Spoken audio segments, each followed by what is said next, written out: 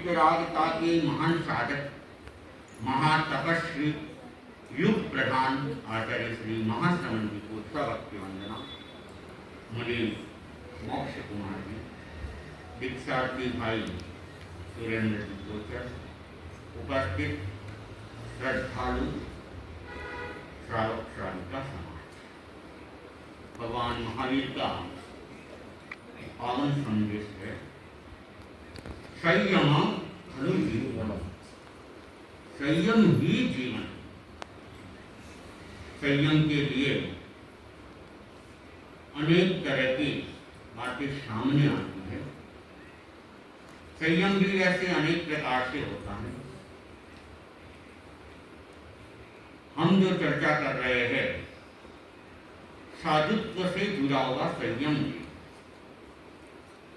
और उसके लिए अनेक लोगों के अनेक चिंतन, और ऐसे भी कहा गया है कि जितने मुंह उतनी बातें। तो हर व्यक्ति अपने अपने सोच से संयम जीवन के बारे में चिंतन करता है, और इस संयम जीवन को कब स्वीकार करना चाहिए, इसके लिए भी सबके अपने अपने मत हैं। कोई कहता है कि जीवन की अंतिम अवस्था, चौथी अवस्था, सनातन संस्कृति के अंदर जीवन को 4 भागों में बांटा गया। तो उसमें गया चौथी जो अवस्था है, उस चौथी अवस्था में क्या करना चाहिए? संयम जीवन को स्वीकार करना चाहिए। तो अनेक लोग ये भी कहते हैं पहले भोग लो, और उसके बाद भोग के बाद योग के मार्ग को स्वीकार कर लो। तो कुछ लोगों का कहना यह भी है कि संयम का मार्ग तो उनके लिए है जिनके पास में कुछ भी नहीं हो, जो आदमी गरीब हो, खाने पीने को कुछ नहीं मिल रहा हो, क्या कर ले? संयम जीवन को स्वीकार कर ले। सोच है अपनी अपनी, सबकी अपनी सोच होती है। लेकिन भगवान महावीर, उनकी जो हमें अध्यात्ममय वाणी मिली, उसमें बताया गया कि व्यक्ति को संयम जीवन कब स्वीकार करना चाहिए, या जीवन में धर्म का अवतरण कब करना चाहिए। तो कहा गया कि जरा जाओ न पीले ही, वाही जाओ न भट गई, जारिंद्या न हायंती, ताव धम्मम समायरी।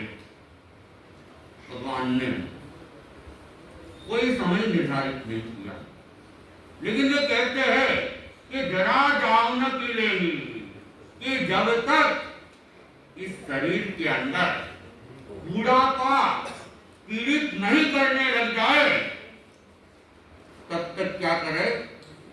धर्म को अंगीकार कर ले, या संयम जीवन को अंगीकार कर।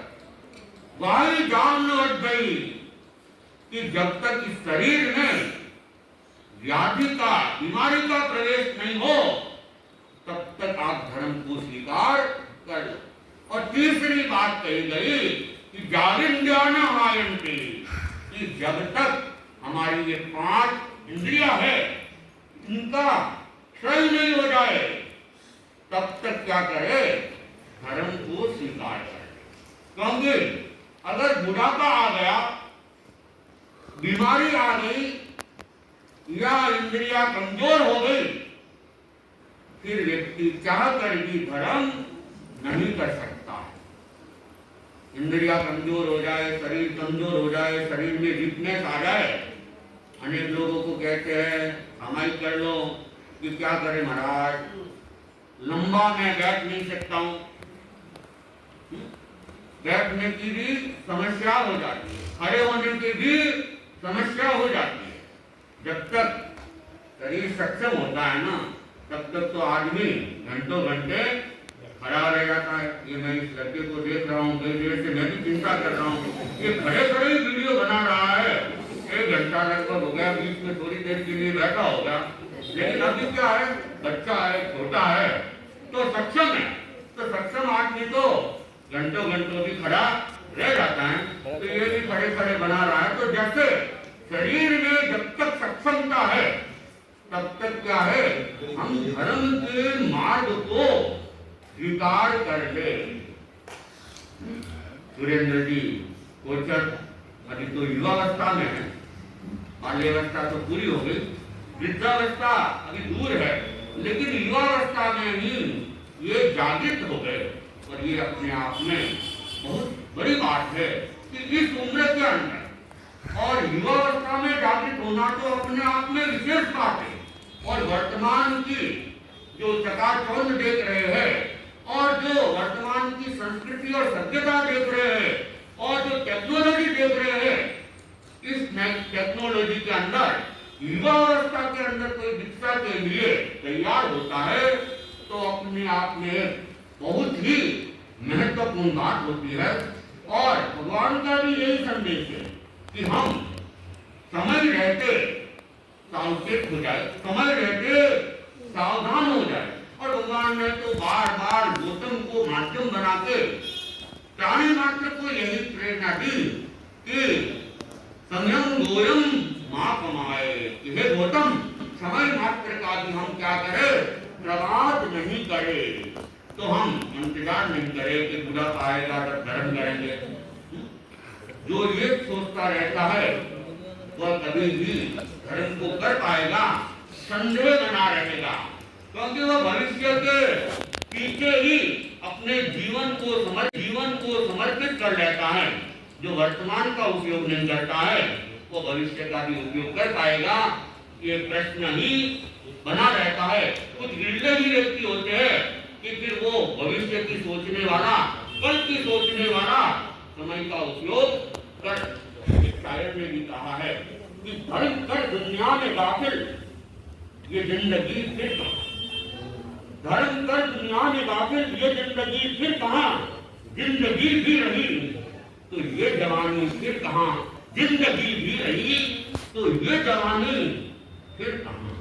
कि अगर धर्म करना है तो समय का हम क्या है, इंतजार नहीं करें और जवानी के अंदर, शरीर की सक्षमता के अंदर हम धर्म के मार्ग को स्वीकार कर ले।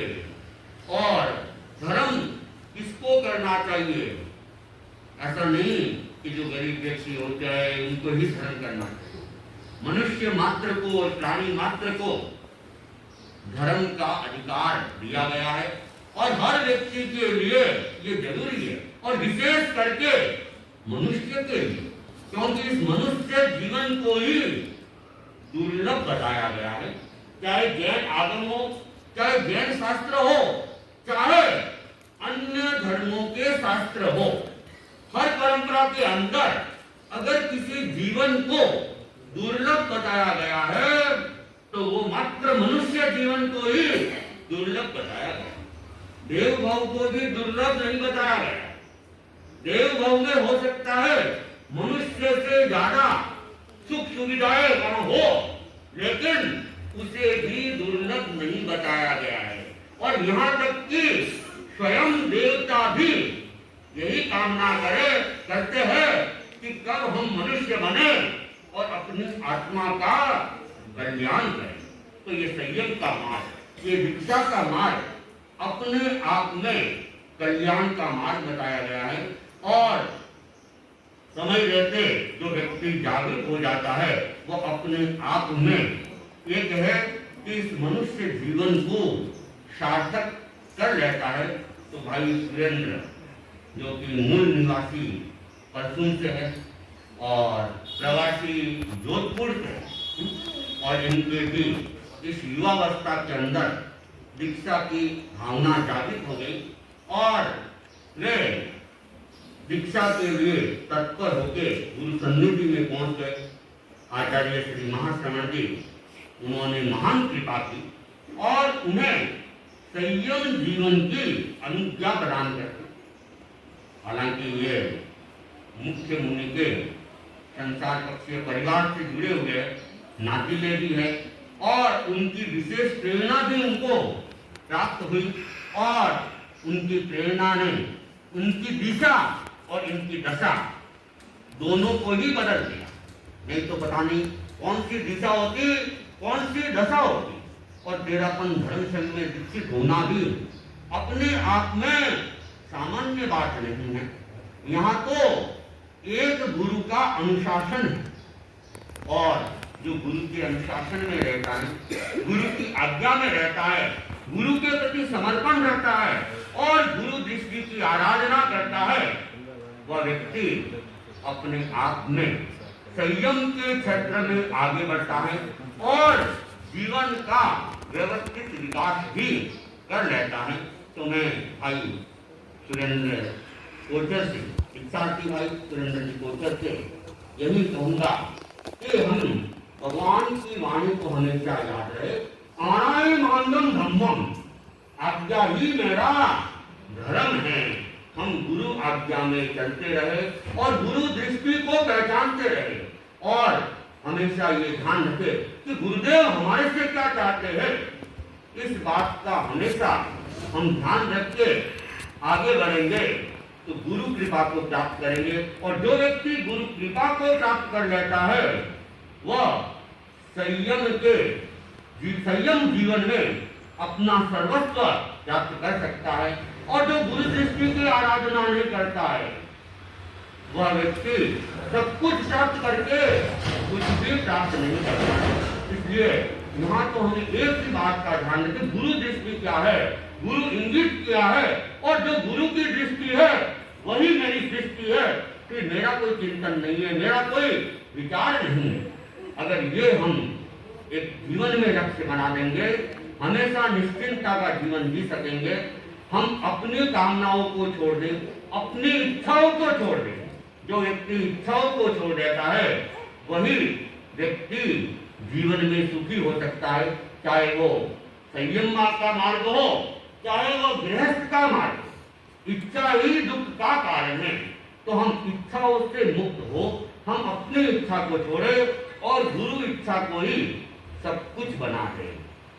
और जैसा कि संयम का मार्ग अपने आप में बड़ा कठिन मार्ग है और हो सकता है इस जीवन के अंदर अनेक प्रकार के कष्ट तो होते ही है, लेकिन अगर चिंतन किया जाए और कष्टों को भी देखा जाए और तुलनात्मक अध्ययन किया जाए तो गृहस्थ जीवन के कष्टों से ज्यादा कष्ट इस संयम जीवन में नहीं है।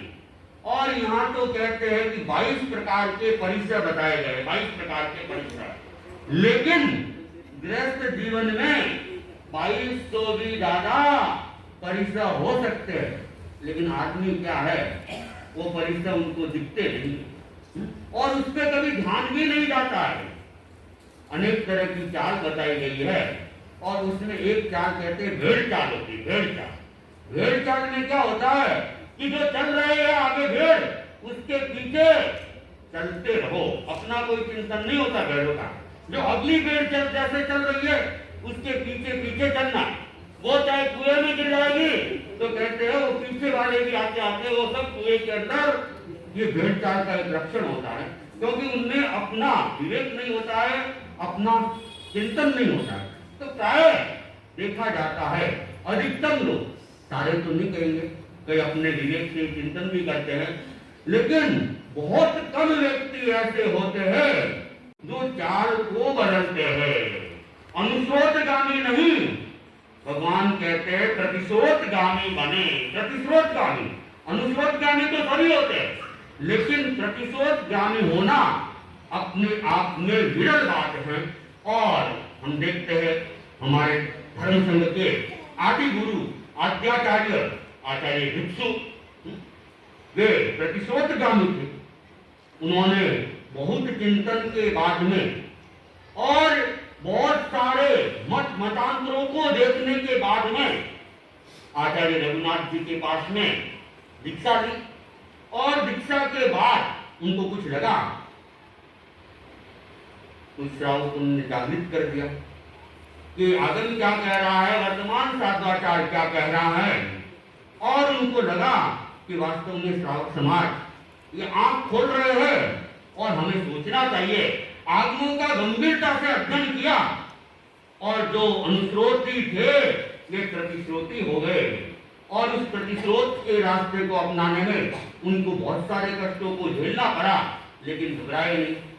आचार्य तुलसी उन्होंने भी कभी अनुस्रोत को प्रोत्साहन नहीं दिया और जब जहां जरूरत पड़ी प्रतिस्रोत की दिशा में वे आगे बढ़ गए। इसीलिए तेरापन धर्म संघ आज विकास के चरम पर चल रहा है और जिस धर्म संघ को एक जमाने में जैनों का अंग भी नहीं माना जाता था, जैन संप्रदायों के अंतर्गत उनकी गिनती भी नहीं की जाती थी, वह तेरापन धर्म संघ आज जैनों का अंग ही नहीं जैनों का पर्याय बन गया और केवल देश में ही नहीं बल्कि विदेश में भी इस धर्म संघ की अपनी पहचान है और उसका कर्तृत्व वहां भी आज बोल रहा है। आज भी हम आचार्य महाश्रमण जी के शासना के अंदर इस धर्म संघ की विकास भी कर रहे हैं और अपनी साधना भी कर रहे हैं और उसी कड़ी के अंदर मुमुक्षु दीक्षार्थी सुरेंद्र जी गोचर इस धर्म संघ के सदस्य तो है ही है, आज भी सदस्य है। एक श्रावक और एक श्राविका भी इस धर्म संघ के सदस्य ही होते हैं। वे अब अपना एक तरह से कहे तो श्रेणी आरोहण कर रहे हैं। 5वें गुण स्थान से वे 6ठे 7वें गुण स्थान के लिए तत्पर हो रहे हैं और गुरु सन्निधि में अपनी साधना के लिए वे समर्पण के लिए तैयार है।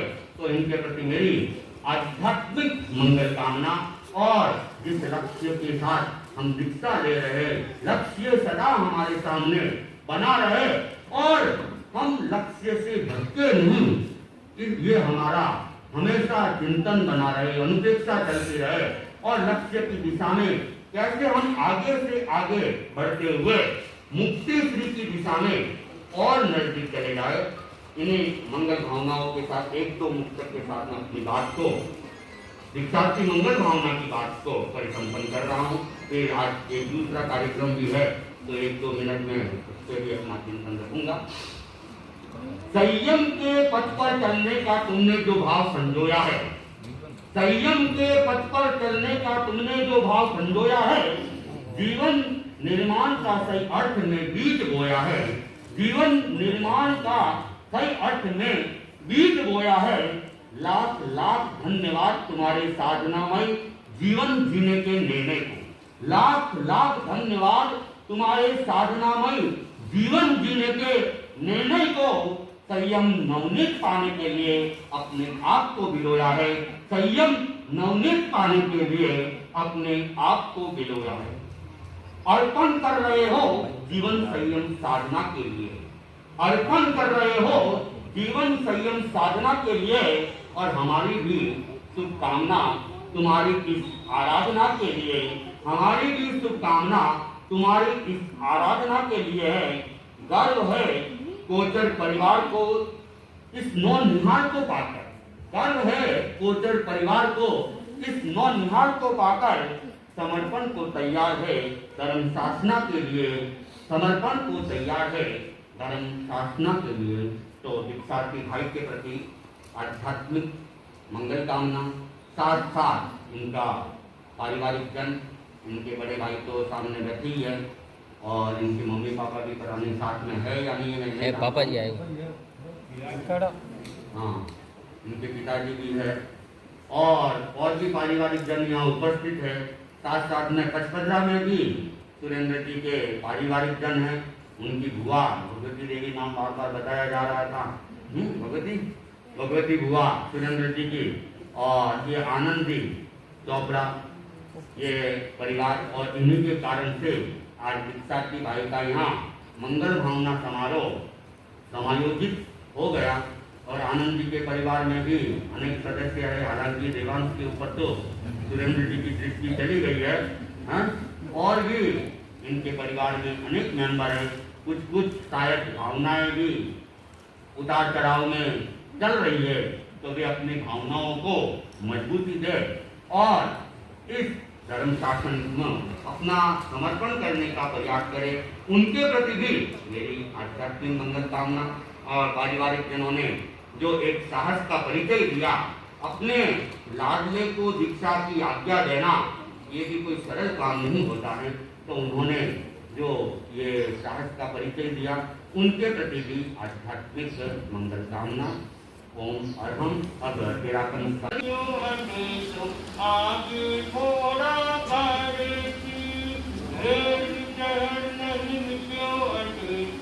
आगे घोड़ा करती रोनो करती जन्म जन्म तक रोनो करती जन्म जन्म तक मन निखारे क्यों किनारी लाडली आत्मा गम खाए क्यों अकड़ाई सुमर कर प्राय नीति गति में डालेला अकड़ाई सुमर कर प्राय नीति गति में डालेला नरमाई तू सतगति काज तू अपनाने क्यों किनारी लाडली आत्मा गम खाए क्यों नम जाए शरीर क्यों मन रोगा तो बड़ो है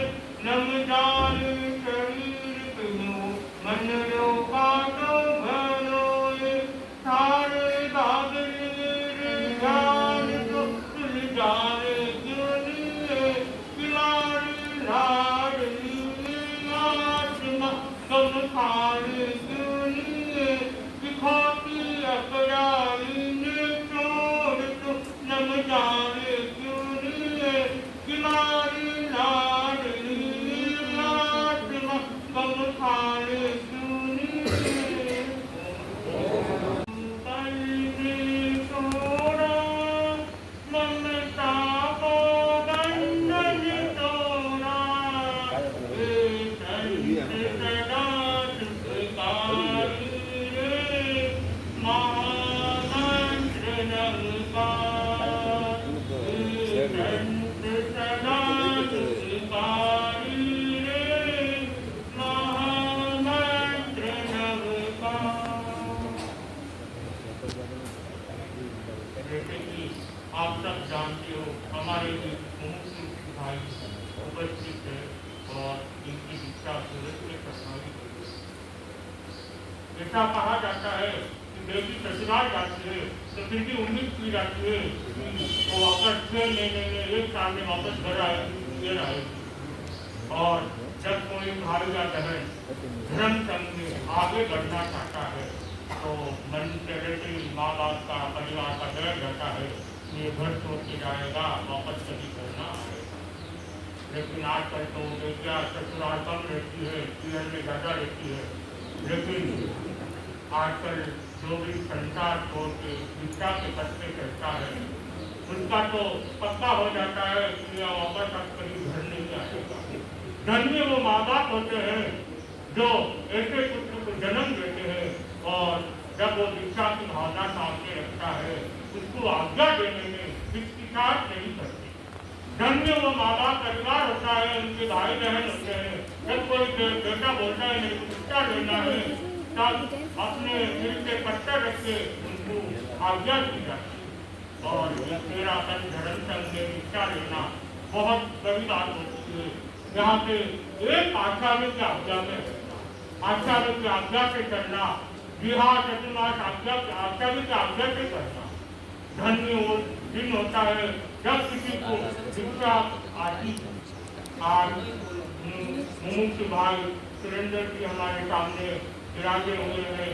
आज उनकी दीक्षा की गुरुदेव ने सिखा करके सूरत में फरमाई हुई है और कुछ महीना बाकी है दीक्षा में, लगभग 1.25 महीना बाकी है। 1.25 महीने के बाद यही उस तरफ से इस तरफ आ जाएंगे, हमारे इस तरफ आ जाएंगे, हमारे संग में एक और बढ़ जाएगा। और हम चाहते हैं कि बचपना से कोई तैयार हो और ऐसे संघ में आगे से आगे संघ में एक संघ बढ़ता जाएगा। लेकिन आजकल शिक्षा के नाम से तरह से बढ़ा देते हैं बोल के कि बहुत कठिन काम जिसका मन लग जाता है और संसार से भी बहुत साधु जीवन यहाँ पे ना तो हमें किसी बात की चिंता है, ना किसी बात की टेंशन है, ना कुछ। हमें बुखार आता है तो हमारी चिंता भी गुरुदेव करते हैं। जहाँ गुरुदेव हजारों किलोमीटर दूर रहते हैं, उनको पता चलता है कि संतों के ठीक नहीं है, तो वहाँ से समाचार पहुँच जाते हैं कि संतों को ध्यान रखिए, अपना स्वास्थ्य का ध्यान रखिए। जब हमारी चिंता इतने बड़े गुरु करते हैं तो हमें किस चीज की चिंता है? यहाँ पे हमें कोई चीज की टेंशन नहीं है। लेकिन संसार में हजारों टेंशन है, फिर भी संसार अच्छा लगता है। अपनी इस संसार को छोड़ के आप एक बार संयम की ओर आके देखे कि संयम में क्या है। संयम में इतना आनंद आता है, इतना आनंद आता है, इसकी कोई सीमा नहीं है। जब अपना मन संयम में रख जाता है तो ऐसा समझो हमको मोक्ष को सामने देख रहे हैं, भगवान मालिक को सामने देख रहे हैं। अपने गुरु को देखो, भगवान मालिक के समान है। भगवान मालिक को कभी हमने देखा नहीं, लेकिन आचार्य करो को देखते हैं तो ऐसा लगता है हम भगवान मालिक के चरणों में गिराते हुए और उनके चरणों का आनंद हम ले रहे हैं कि आचार्य विष्णु से लेके सुना जाए तो आचार्य तुलसी का कितने कष्ट रहते, लेकिन आज हम उस सब कष्टों से दूर होकर भी इतने आनंद से हम अपने जन्म संग में जी रहे हैं। आप सुरेंद्र जी कुछ दिन बाद मेरी साधु जीवन यात्रा में अपने संयम मार्ग पे चलने वाले हैं। हम भी उनके प्रति मंगल कामना करता हूँ कि वो भी संयम में अच्छे से अपना मन लगाए और आगे ही आगे बढ़े, गुरु आज्ञा की, गुरु इंगित की आराधना करे। और इसी के साथ मंगल कामना करता हूँ कि आगे से आगे बढ़ते जाए और संयम मार्ग में अपना तन मन से अपना संयम मन लगा के अपना संयम मार्ग को आगे बढ़ाए। इसी के साथ भगवान महावीर स्वामी के चरणों में ज्योतिष वंदन। मुझे दीक्षा देने किताब करने वाले आचार्य श्री कराने वाले आचार्य श्री महाशिव जी के चरणों में ज्योतिष वंदन। शादी की श्रीकार शादी प्रमुखा श्री शादी प्रमुखा श्री विष्णु बाजी के चरणों में ज्योतिष वंदन। मुख्य मुनि वंदन या शादी के चरणों में ज्योतिष वंदन। अत्र विराजित